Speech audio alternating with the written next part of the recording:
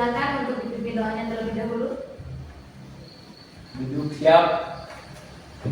Sebelum belajar, alangkah baiknya kita berdoa terlebih dahulu. Berdoa mulai. Bismillahirrahmanirrahim. Rabbi sholli sadri wa yassir li amri wahlul 'uqdatam min lisani yafqahu qawli bi rahmatika ya arhamar rahimin. Amin.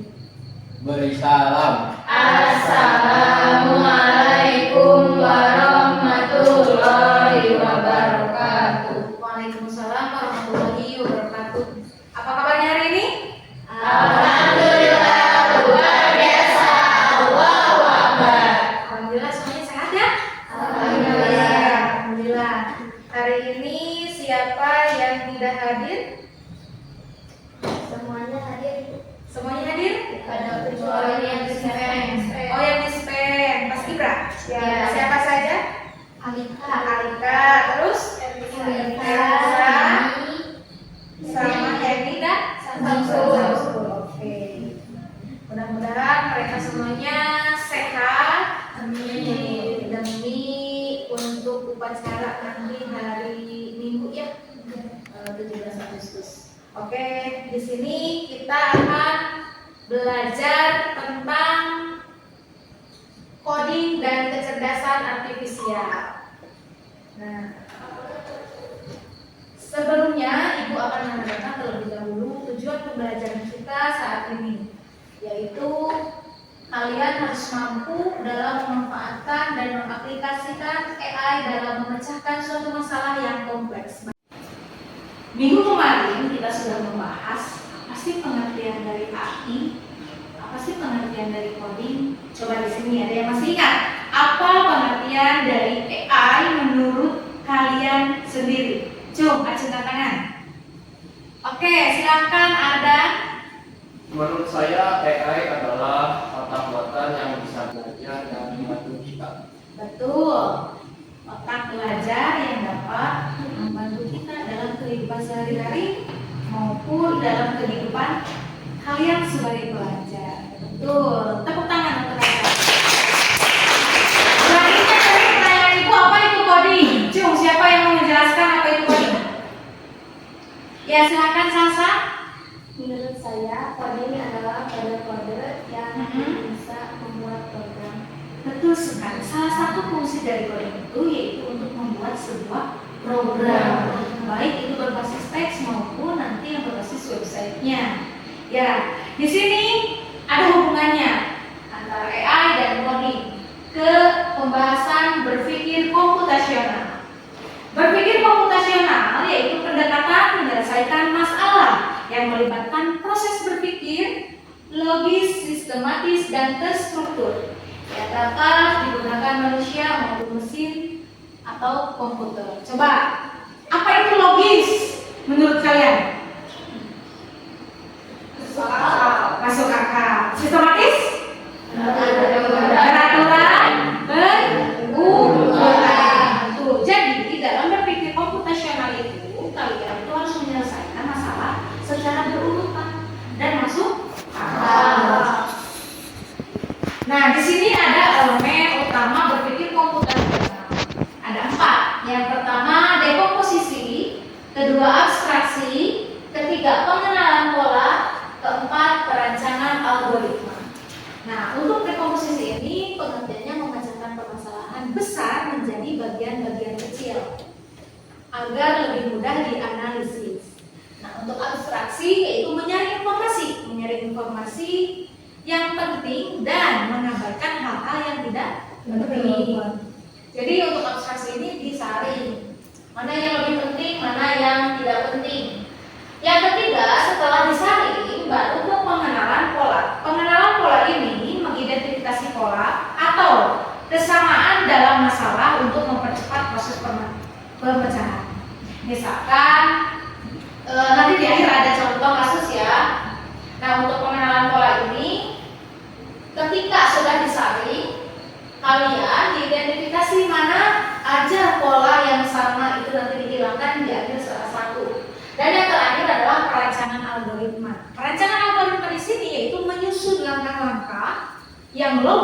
logis dan juga sistematis untuk menyelesaikan masalah. Next, selanjutnya ini penerapan, langkah-langkah penerapannya. Yang pertama, identifikasi masalah dulu. Tentukan masalah yang nyata yang dihadapi dalam kehidupan sehari-hari kalian. Yang kedua, lakukan dekomposisi. Yang tadi, dekomposisi itu permasalahan besar dibagi menjadi permasalahan kecil. Abstraksi masalah, fokus pada informasi yang penting, disaring tadi ya. Keempat, kenali pola, temukan pola dan masalah serupa. Yang kelima, buat algoritma. Setelah semuanya disusun, baru dialgoritmakan. Susunkan solusi dalam bentuk langkah-langkah logis dan sistematis secara psikode. Yang keenam, uji coba atau evaluasi, yaitu terapkan solusi dan perbaikan jika ada kesalahan. Nah, ini berhubungan dengan mata pelajaran AI sekarang, yaitu kita akan memecahkan suatu masalah, ya. Nah, di sini kalian perlu contoh kasus. Contoh kasusnya yaitu mengelola waktu belajar dan bermain. Tentunya kalian dalam sehari-hari pasti bingung, dan kebanyakan kalian itu seseringnya berbaring di tempat tidur, pulang sekolah duduk nyaman, duduk manis, pegang HP, langsung senderan di kursi. Disebutnya apa? Rebahan. Rebahan itu kebanyakan rebahan. Padahal itu adalah dalam abstraksi penyaringan, disaring mana yang hal positif, mana yang negatif. Yang rebahannya itu kalian buang, yang positifnya kalian ambil. Nah, di sini mengelola waktu belajar dan bermain. Tentunya dalam kehidupan kita itu belajar dan bermain tidak lepas ya. Belajar itu biasanya dari pagi-pagi sampai sore. Bermain itu di sela-selanya, bahkan dari pulang sekolah sampai tidur itu bermain. Karena bukan hanya bermain di luaran, tapi di dalam rumah juga bisa bermain, yaitu bermain HP. Ya. Nah, di sini langkah penyelesaiannya yang pertama dekomposisi. Kalian tentukan dulu permasalahannya, aktivitas harian dan juga waktu yang tersedia. Aktivitas harian itu seperti sekolah, belajar, main game, bantu orang tua, benar nggak? Iya. Yang kedua, waktu yang tersedia antara jam 6 sore sampai jam 8. Jam 10. Misalkan kalau yang tidurnya sampai jam 10. Kalian dari jam 6 sore sampai jam 10 ngapain aja? Main HP, scroll TikTok. Enggak ngaji. Sholat. Ngaji ke madrasah? Oh gitu. Ya. Nah, di sini setiap orang pastinya di dalam dekomposisi ini pasti berbeda-beda karena kehidupan kalian berbeda-beda. Nah, untuk abstraksi kalian itu disaring. Mana kalian akan fokus pada aktivitas utama dan aktivitas rutin. Aktivitas utama itu belajar dan bermain. Nah, di sini karakternya ringan, abaikan aktivitas rutin seperti makan. Di sini ada yang tidak makan? Ada. Siapa? Tidak makan? Tidak. Nasi puasa. Puasa. Nah, di sini kalian harus bisa menyaring mana aktivitas yang efektif dan mana aktivitas yang diabaikan. Diabaikan di sini yaitu aktivitas rutin.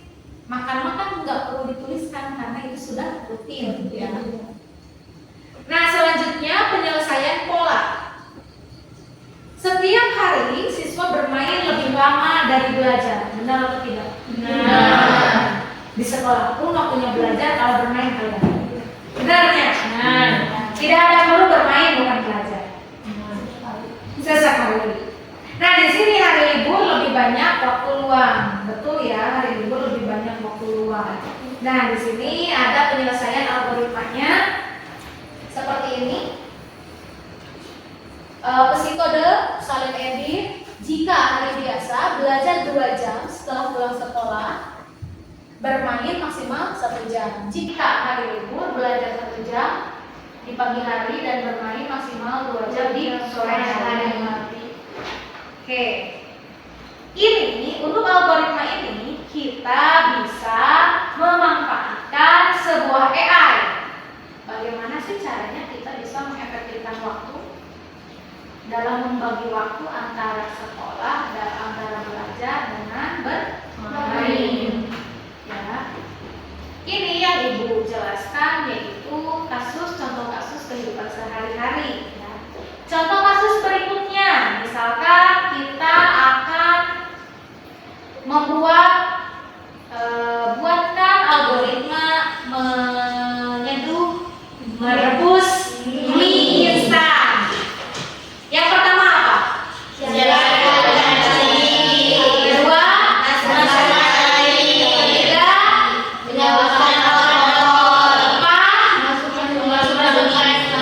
enggak ditunggu dulu. Kelima,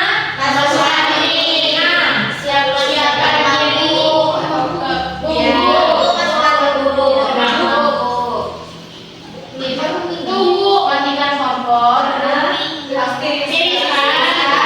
Delapan, siap dimakan ya.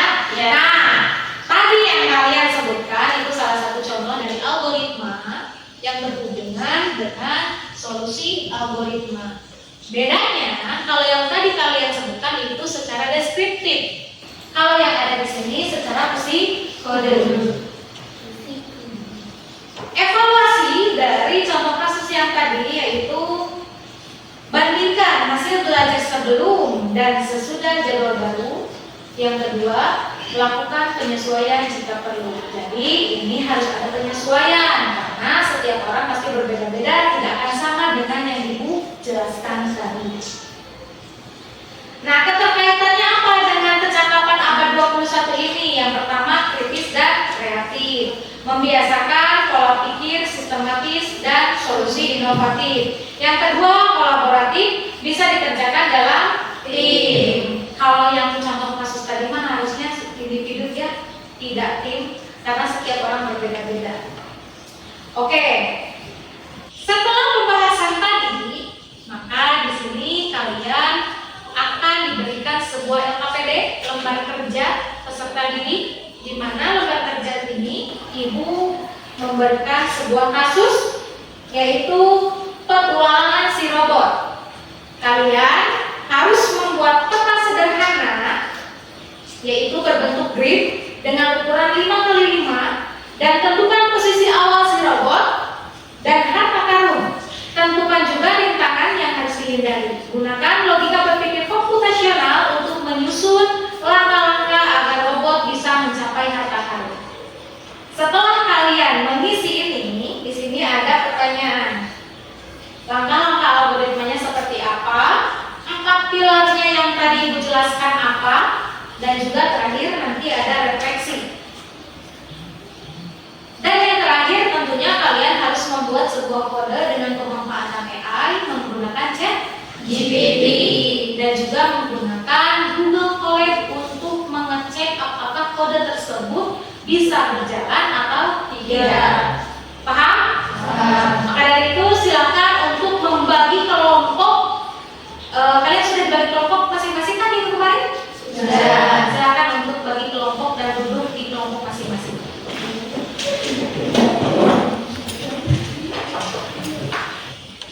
Ada satu kelompok sama siapa? Oh, ini sama Yanti ya? Sudah dibagi kelompok? Sudah. Duduk per kelompok sudah? Sudah. Di sini Ibu akan membagikan sebuah LKPD di mana kalian harus bisa mengerjakan menggunakan AI dan juga kalian bisa memanfaatkan Google Colab. Nah, ini kelompok satu.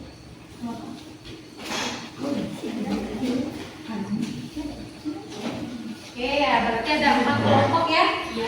Silakan kalian buka LKPD-nya.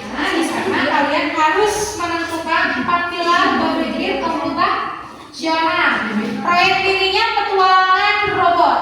Mangga silakan kalian bisa dimulai dari sekarang.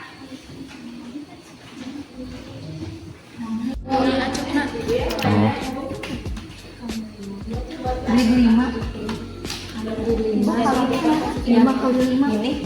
Iya,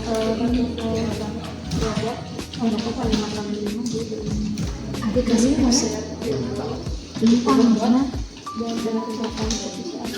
kalian ini menggunakan ChatGPT. Ya. Kalau ini juga. Oke.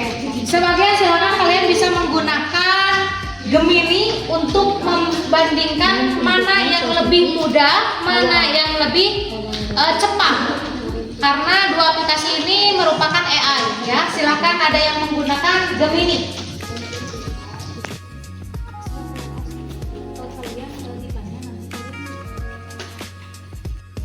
Kalian ini menggunakan AI apa? Ini udah ada hasil. Apa yang kalian masukkan promptnya? Ini ya, buatkan kita sederhana. Nah, ini udah ada. Coba lihat lagi. Lalu kamu minta gambarnya. Coba buatkan gambar.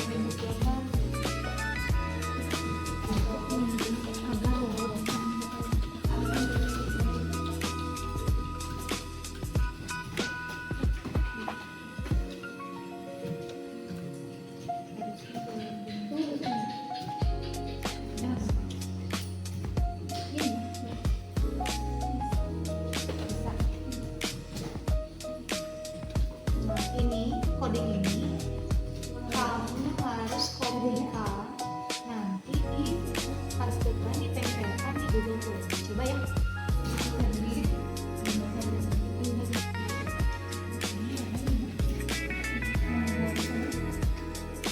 Ini udah ditempel ya di Google Chrome.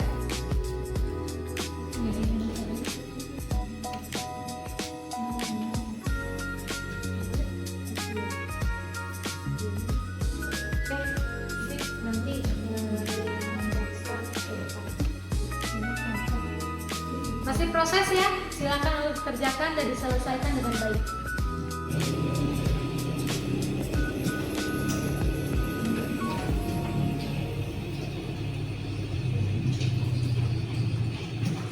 Ya, nanti ditulis. Yang ini udah ditulis di sini. Nanti sampai.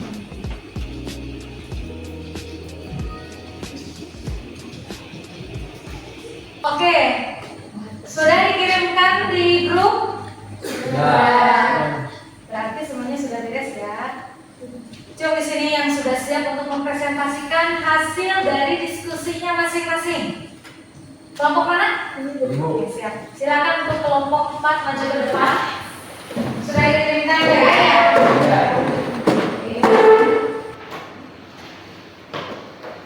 Siapa yang menjadi operatornya, mangga silakan dulu.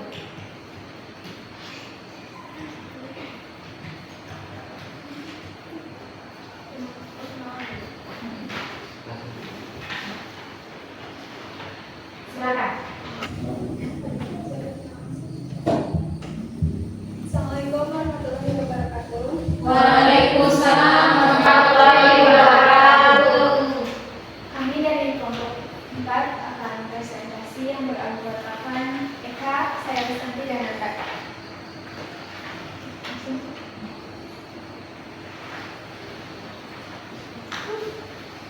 Apa yang kamu buat dan hasil apa yang akan ditampilkan di presentasi ini? Kita membuat robot pencari harta karun dan juga rintangannya. Kita akan mempresentasikan tentang bagaimana kita membuatnya dan apa hasilnya. Oke. Ini yang robotnya mana? Yang ini yang nol. Yang merah ya? Oh, yang merah. Kalau harta karun? Yang pink. Yang pink. Oke. Ini salah satu dari teman kalian hasil pemanfaatan AI ya? Iya. Ini codingnya buatan sendiri atau buatan AI? AI. Oke, AI. Lihat ke bawah, coba. Oke. Nah, itu bisa ke bawah lagi ya? Yang ke atas, ke atas. Nah, yang ini. Oke. Oh iya betul. Nah, hup. Oke, ini ada suatu permasalahan menurut ibu, tapi nggak tahu menurut kalian. Ke atas, dikit. Nah, kenapa? Coba kalian lihat ya. Kenapa? Kan ini rintangan. Kenapa si robot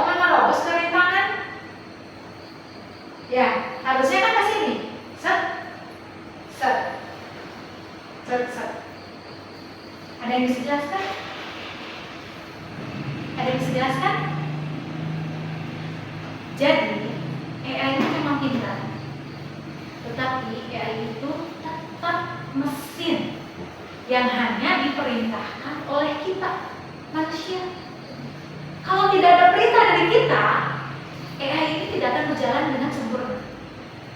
Makanya nanti untuk presentasi ini sudah bagus, sudah bisa, sudah pemaparannya juga sudah bisa. Nanti di dalam codingnya itu harus dibaca kembali.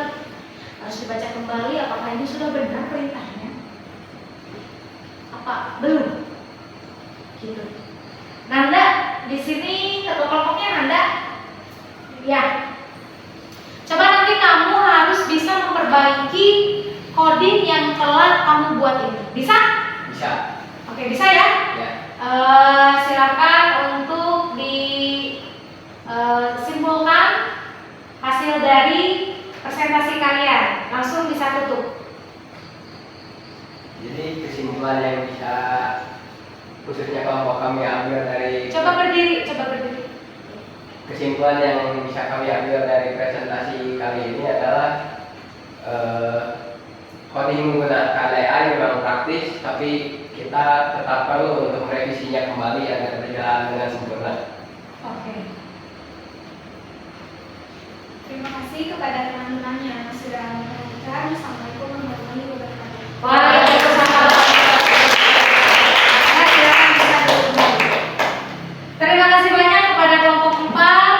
Untuk selanjutnya nanti kelompok yang lain bisa mempresentasikan dan juga bisa memperbaiki hasil dari coding yang telah kalian dapat.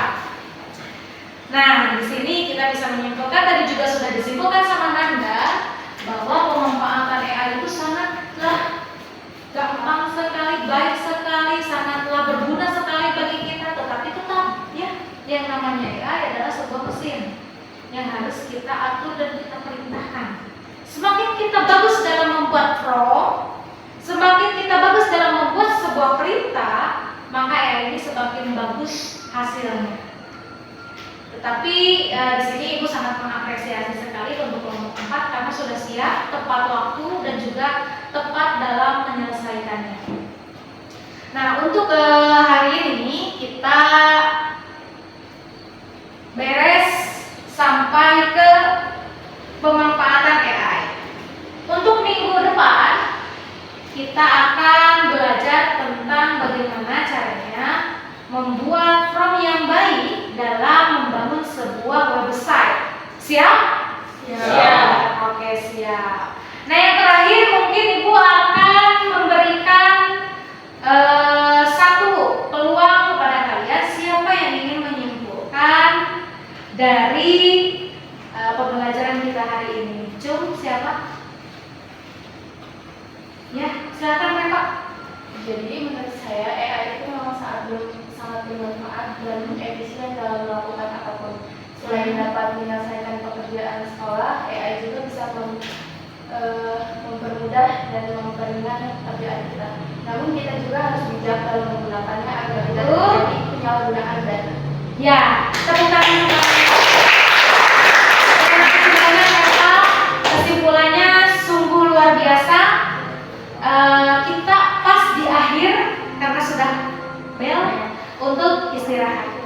Dari Ibu dicukupkan sekian saja. Mohon maaf apabila ada kesalahan. Selamat bertemu di minggu depan dengan materi yang telah Ibu sampaikan tadi. Wabillahi taufiq wal hidayah. Wassalamualaikum warahmatullahi wabarakatuh. Waalaikumsalam warahmatullahi wabarakatuh. Silakan untuk dibereskan nanti sebelum keluar, bereskan terlebih dahulu komputernya, matikan sesuai dengan arahan yang baik. Ya, silakan sesuai prosedurnya.